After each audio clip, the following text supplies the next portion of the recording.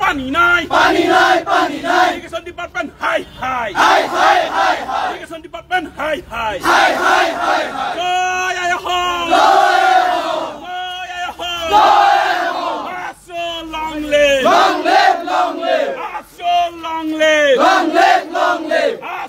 long live Irrigation department high Irrigation department high Irrigation department high Irrigation department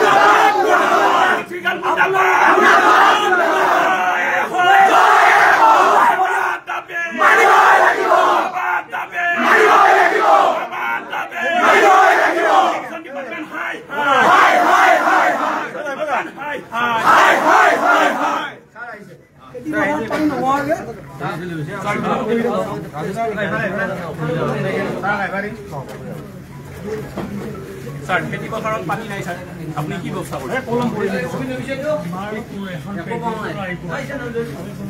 না হলো sir আপনি কিছু নিব লাগিব আপনি দেখা নাই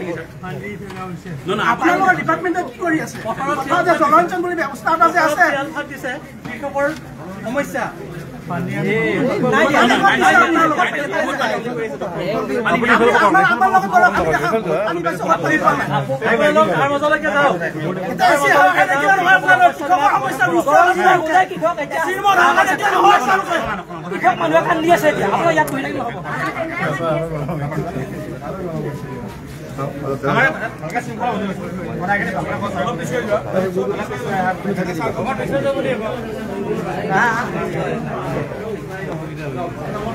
কথাটো হল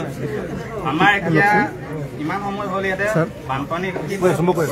পানী নাই গম পাইছে আপুনি গতিকে পথাৰবিলাকত খেতিয়কে খেতি কৰিব পৰা নাই আৰু য'ত য'ত কঠীয়া পাৰিছিলে কঠীয়াবিলাক বেয়া হৈ গৈছে পানীৰ অভাৱত তেওঁলোকে কঠীয়াবিলাক মানে ৰোপণ কৰিব পৰা নাই এতিয়া কথাটো হ'ল ৭০ৰ দশকতে স্থাপন কৰা এটা বিভাগ এই বিভাগটোৱে অসমৰ কৃষকৰ অৱস্থা আপোনালোকে এনেও জানে কেতিয়াবা যদি বানত বুৰ যায় বানত বুৰ যোৱাৰ কাৰণে কৃষকে খেতি কৰিবলৈ নাপায় আৰু কেতিয়াবা চিৰাল ফাট মেলে খৰাং পায় খৰাঙত খেতি কৰিবলৈ নাপায় আৰু অসমৰ অৰ্থনীতিৰ মূল ভেঁটি হৈছে কৃষি আৰু ৰাজাৰ ওচৰত যদি কৃষি ভেঁটিটো আমি হেৰুৱাই পেলাব লগা হয় আমাৰ অৰ্থনীতিৰ মূল ভেঁটি যদি হেৰুৱাই পেলাব লগা হয় কেৱল মাত্ৰ আপোনালোকৰ বিভাগটোৱে কি কৰিবৰ কাৰণে আছে দৰমহা কেতিয়া লৈ থাকিবৰ কাৰণে আছে নেকি ছাৰ এই প্ৰশ্নটো আমাৰ পানী আমি কৃষকসকলে আপোনাৰ ডিপাৰ্টমেণ্টৰ মেইন জলসিঞ্চন বিভাগটো